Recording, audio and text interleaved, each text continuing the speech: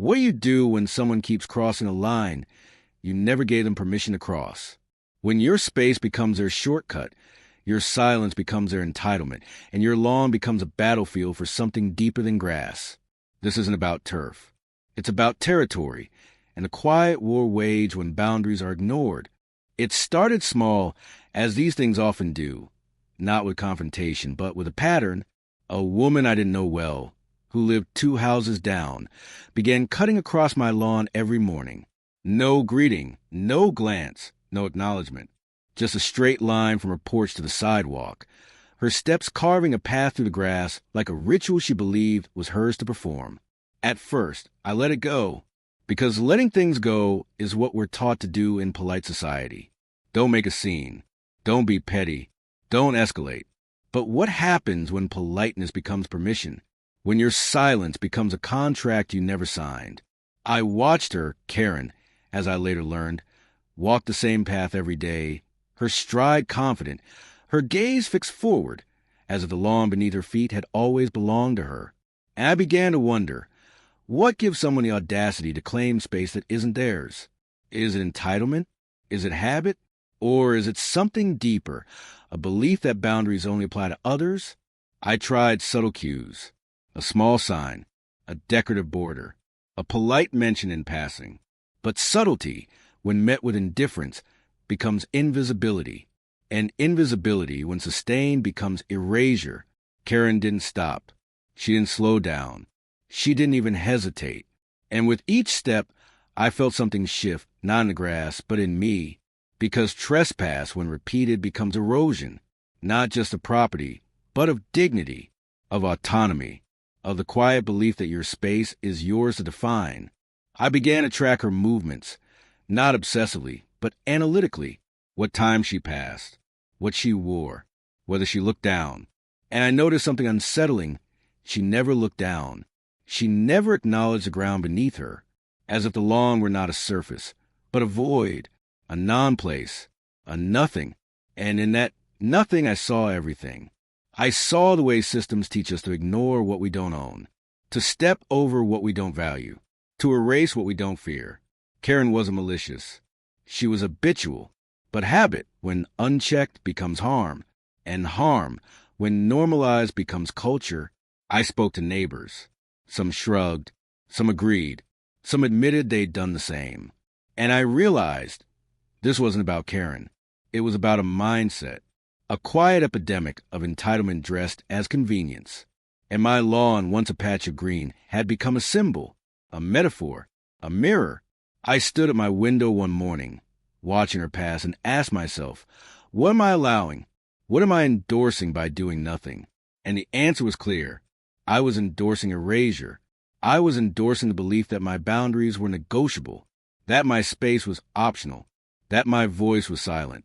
And silence, when chosen out of fear, becomes complicity.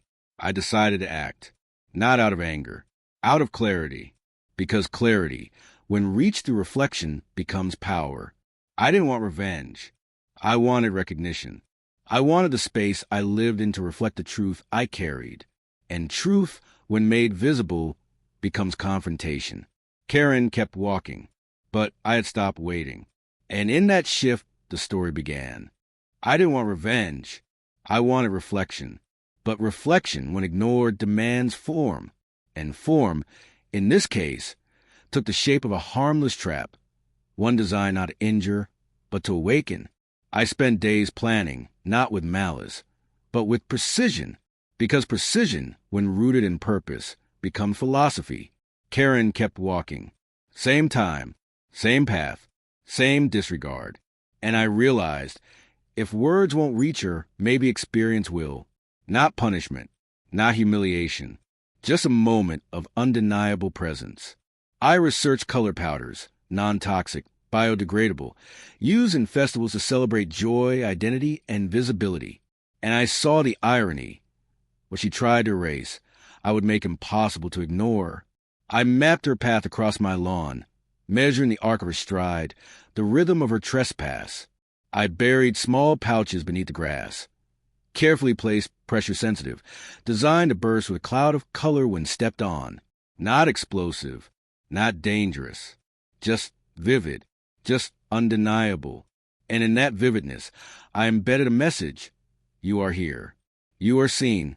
You are not entitled to invisibility. The morning arrived. I watched from the window, heart steady, mind clear. Karen stepped onto the lawn, as she always did, and then burst.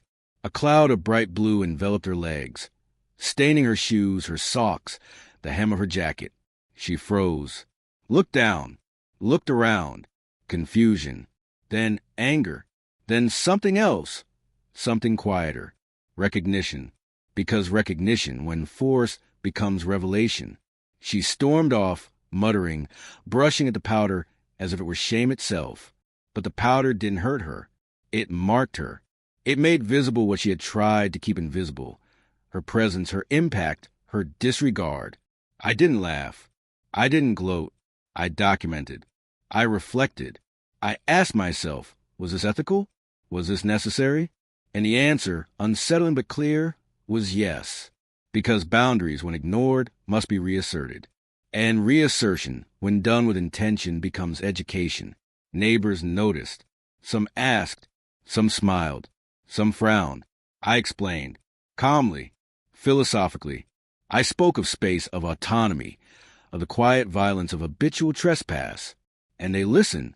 Not all agreed, but all understood. Karen didn't return the next day, or the day after. The path across my lawn remained untouched. And in that untouched space, I saw something profound. The power of presence. Not aggressive, not punitive, just undeniable. I cleaned the powder, replanted the grass, restored the surface. But the message remained, not in pigment, but in memory. Karen had been marked, not by me, but by her own actions. And marking, when done without cruelty, becomes mirror. I didn't trap her. I revealed her. I didn't punish her. I invited her to see. And seeing once begun cannot be undone. The morning after the burst, the neighborhood felt different. Not louder, not chaotic, but charged.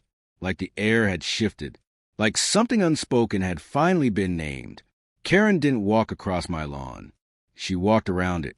But her detour wasn't quiet. It was theatrical. Her steps were exaggerated, her posture stiff, her gaze darting toward windows as if daring someone to comment. And I realized confrontation doesn't always come in words. Sometimes it arrives in posture, in presence, in the refusal to pretend nothing happened.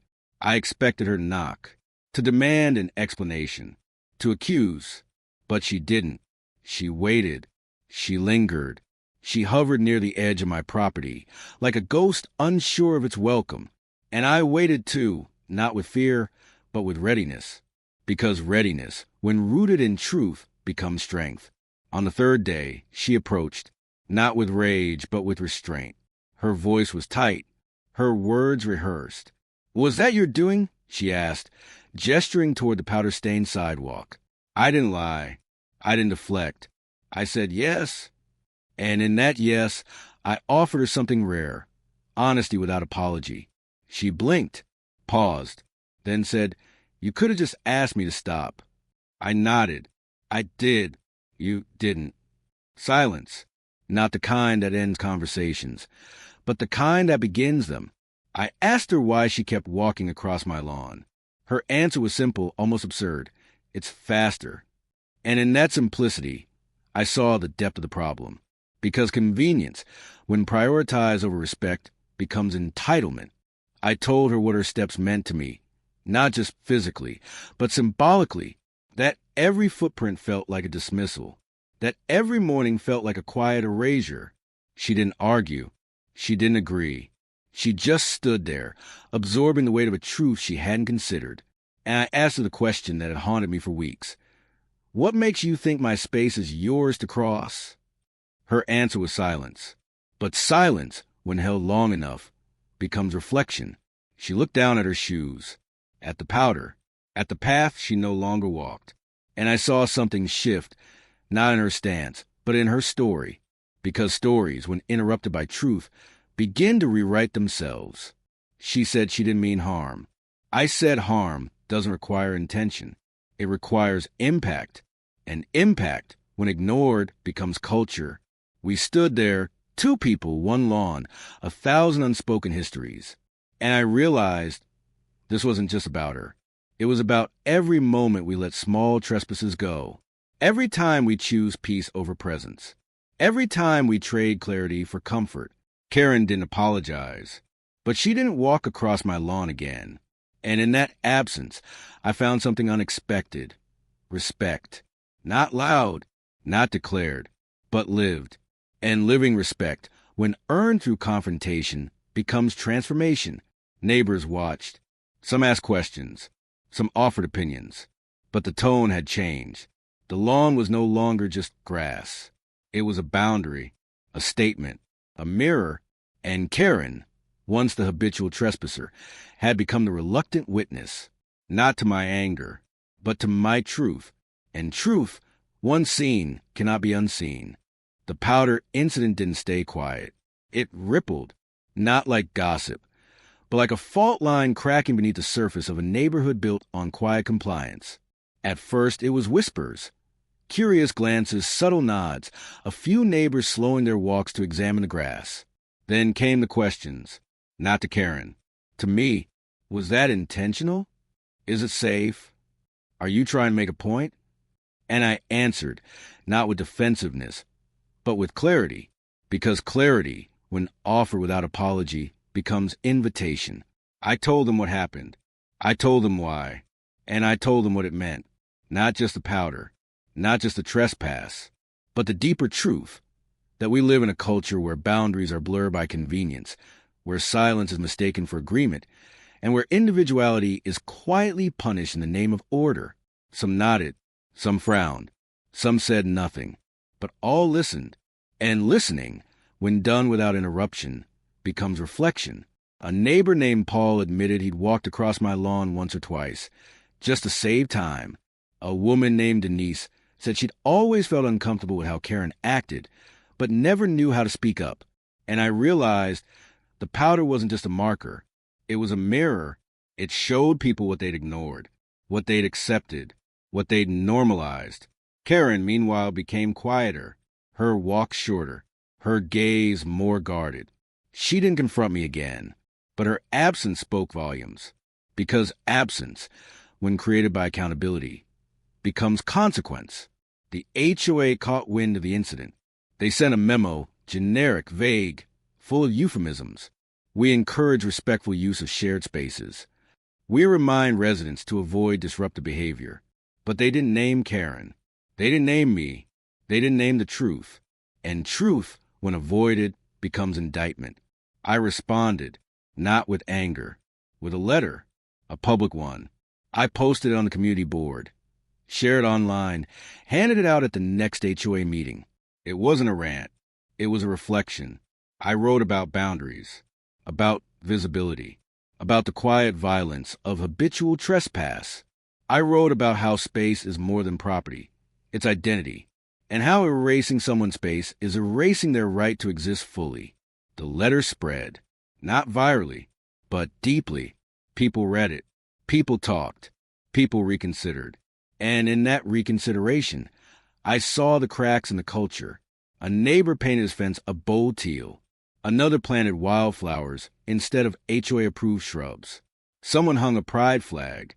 Small acts. Quiet rebellions. But rebellions nonetheless. Karen didn't comment, but her silence had changed. It was no longer dominance. It was displacement.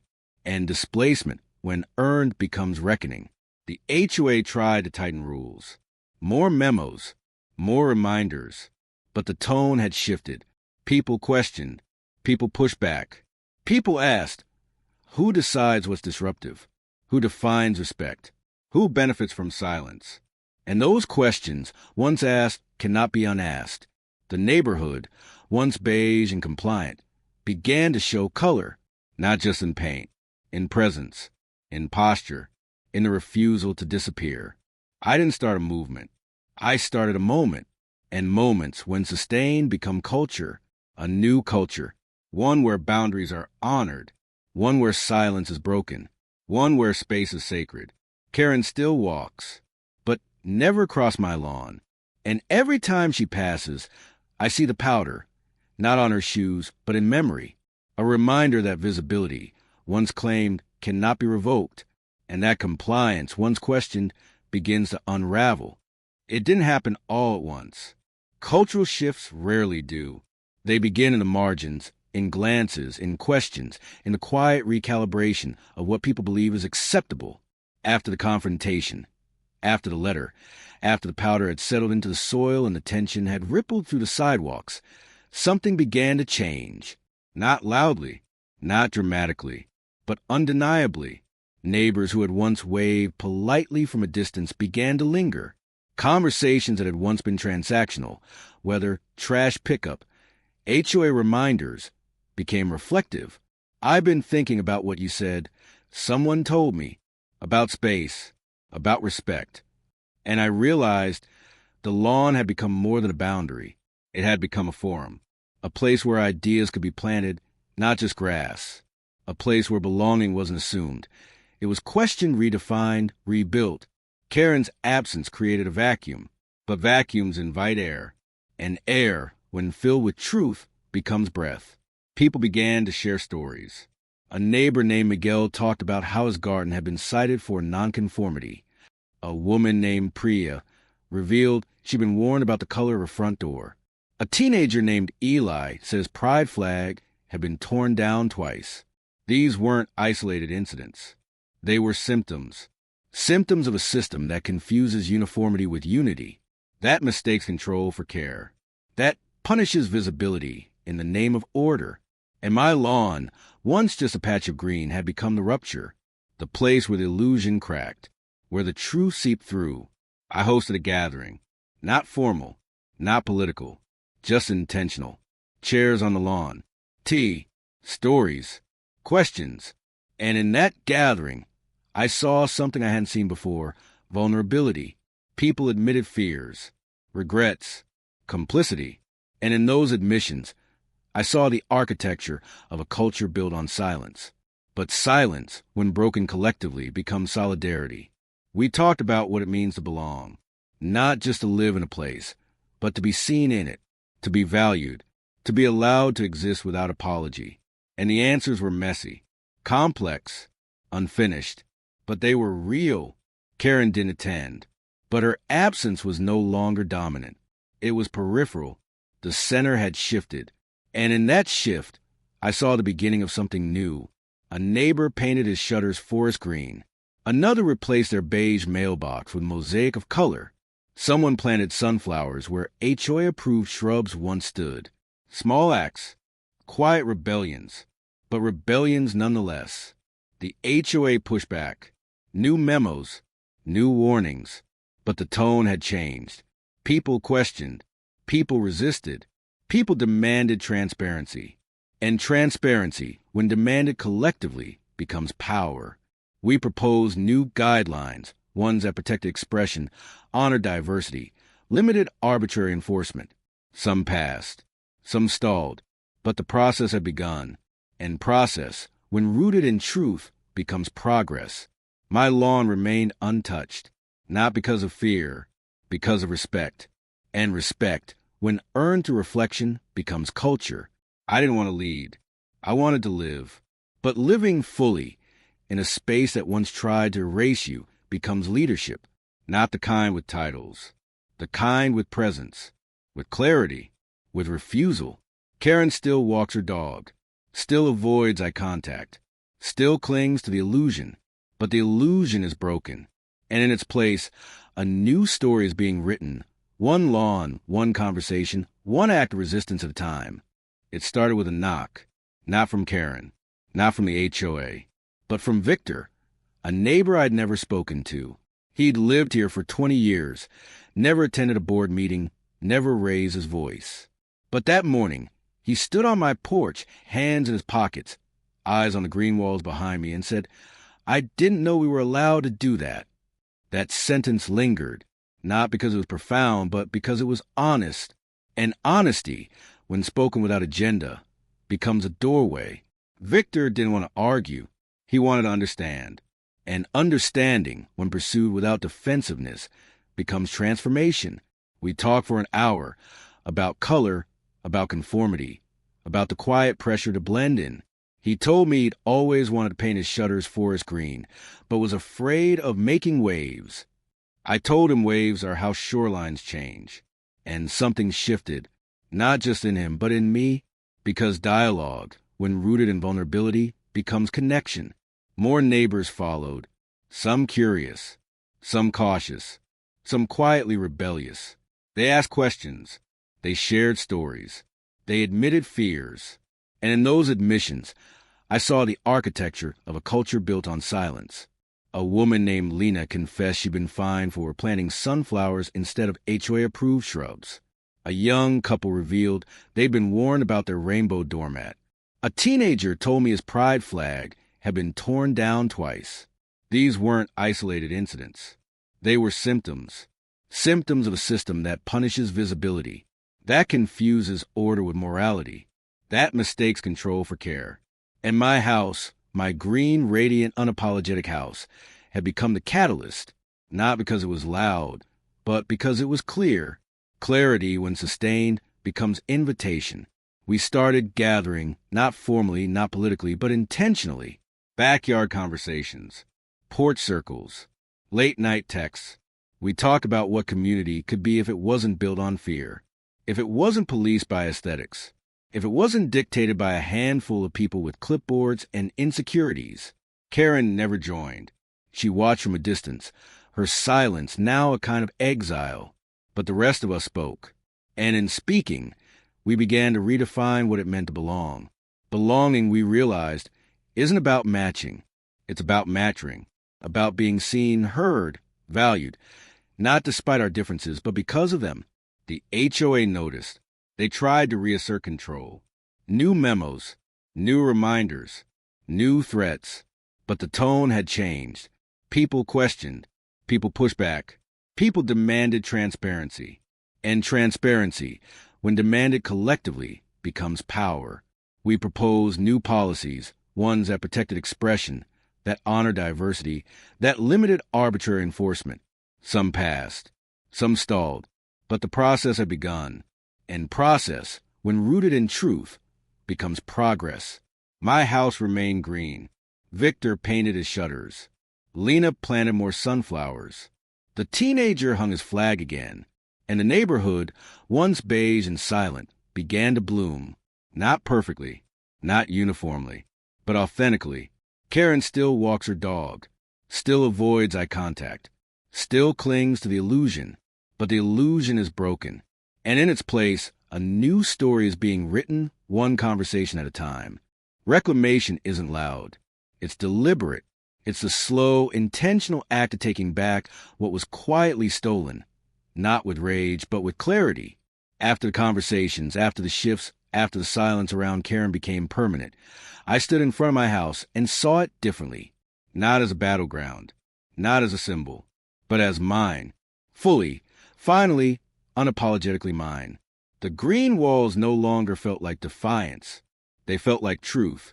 And truth, when lived without shame, becomes sanctuary. I began to reshape the space, not just physically, but emotionally. I planted wildflowers along the walkway, colors that clashed and danced and refused to be curated. I hung wind chimes that sang in unpredictable tones. I built a bench beneath the old oak tree and carved into it. Let them stare. And they did. But the stares had changed. They weren't hostile. They were curious, respectful, sometimes even admiring. Because reclamation, when sustained, becomes inspiration. I started writing again, not just about the HOA, but about identity, about visibility, about the quiet violence of conformity. My words found readers. My story found resonance. And resonance, when shared, becomes movement. I was invited to speak at local events, to consult on inclusive design, to help draft new community guidelines, not because I had demanded it, but because I had embodied it. And embodiment, when rooted in truth, becomes leadership. I didn't seek power. I sought presence. And presence, when held with integrity, becomes influence. Karen never returned to the board. Her house remained beige, her blinds always drawn. But mine remained open, always, because openness is the antidote to fear. I hosted gatherings, not HOA meetings, but dinners, conversations, art nights. People came. They brought stories. They brought questions. They brought themselves. And in that bringing, we built something new, a community not of sameness, but of solidarity, not of rules, but of respect, not of silence, but of sound. Atlas lay beside me through it all, older now, slower, but still vigilant, still loyal, still the quiet heartbeat of my reclamation. I looked at him one evening, as the sun turned the green walls into fire, and whispered, "We did it. Not perfectly, not easily, but undeniably, I had reclaimed my space, my voice, my role, not as a rebel, not as a victim, but as a witness, a creator, a mirror. And in that mirror, the neighborhood saw itself, flawed, evolving, unfinished, just like me, just like all of us. Reclamation isn't a moment. It's a practice, and I practice it every day, in every flower I plant, in every story I tell, in every refusal to disappear, because disappearing is no longer an option, not for me, not for Atlas, not for anyone who's ever been told to repaint their truth. This wasn't just a story about a lawn. It wasn't even a story about Karen. It was a story about power, who holds it, who fears it, and who dares to reclaim it. Karen thought she was protecting the neighborhood, but what she was really protecting was an illusion. The illusion that beauty must be quiet, that difference must be managed, that control is the same as care. And when that illusion cracked, what spilled out wasn't chaos. It was truth. My house didn't disrupt the neighborhood. It revealed it. It revealed the fragility of systems built on sameness. It revealed the violence hidden in politeness. It revealed the fear that lives beneath the surface of every rule written to erase rather than include. And once revealed, those truths demanded reckoning. I didn't set out to be a symbol. I set out to be myself. But in a world that punishes visibility, being yourself becomes a radical act. The green walls weren't just color. They were confrontation. They were clarity. They were the refusal to disappear. And in that refusal, I found others, people who had been silenced, erased, overlooked, people who had been told to repaint their truth. We built something, not a movement, not a rebellion, but a presence that doesn't ask for permission, a presence that doesn't apologize, a presence that doesn't fade. Karen still walks her dog, still avoids my house, still clings to the illusion, but the neighborhood has changed, not perfectly, not completely, but undeniably. The HOA has changed, the rules have changed, the conversations have changed, and I have changed. I no longer ask if I'm allowed. I no longer wonder if I'm too much. I no longer shrink to fit the frame, because the frame was never mine. And now I've built my own, one painted in green, one rooted in truth, one open to anyone who refuses to disappear. This story isn't just mine. It's yours. It's anyone's who's ever been told to blend in, to be quiet, to repaint. And to you I say, don't repaint your truth. Don't shrink your voice. Don't apologize for being seen, because being seen is the beginning of change, of power, of beauty. And beauty, when defined by truth, is unstoppable.